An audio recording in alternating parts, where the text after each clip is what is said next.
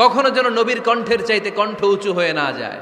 যদি নবীর গলার আওয়াজের চাইতে তোমাদের গলার আওয়াজ উঁচু হয়ে যায়, তোমাদের জীবনের সব নেক আমলগুলোকে আমি বাতিল করে দেব।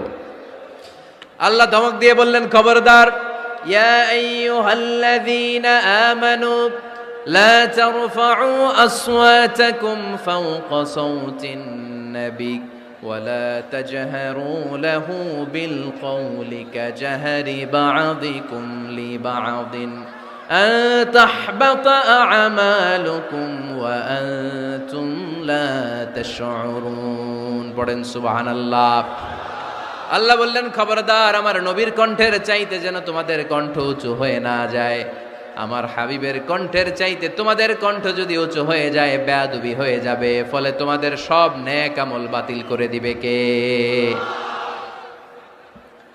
এই আয়াত নাজিল হওয়ার পরে সাহাবারা কেউ বিশ্বনবীর সামনে এসে বড় গলায় কথা বলে না, আস্তে আস্তে বলে।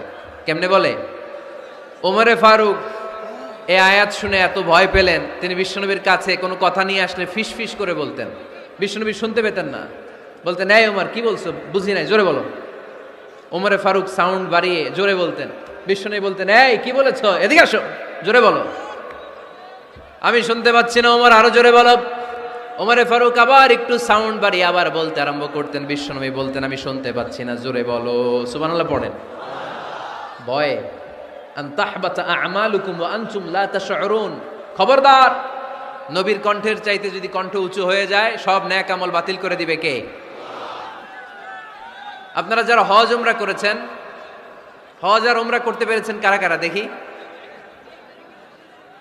মাশাআল্লাহ। যারা করতে পারি নাই আমরা, আমাদেরকেও যেন আল্লাহ তাআলা তৌফিক দান করে, আমরা পড়ি আমিন। আমরা যেন কাবার চারপাশে তাওয়াফ করতে পারি, সাফা মারওয়ায় যেন সাই করতে পারি, আল্লাহর হাবিব সাল্লাল্লাহু আলাইহি ইসলামের কবরের সামনে দাঁড়িয়ে যেন আমরা সালাতু সালাম পাঠ করতে পারি। আওয়াজ করে পড়তে হবে আমিন। বিশ্বনবী সাল্লাল্লাহু আলাইহি ইসলামের কবরের উপরে এই আয়াতটা লেখা, যে আয়াত নিয়ে আমি এখন আপনাদের সামনে আলোচনা করছি। লা তারফাউ আসওয়াতাকুম ফাওকা সাওতিন নবী। দেখছেন না হাজী সাহেবরা, দেখে আসছেন না? আপনি যখন মসজিদে নববীতে নামাজ পড়বেন,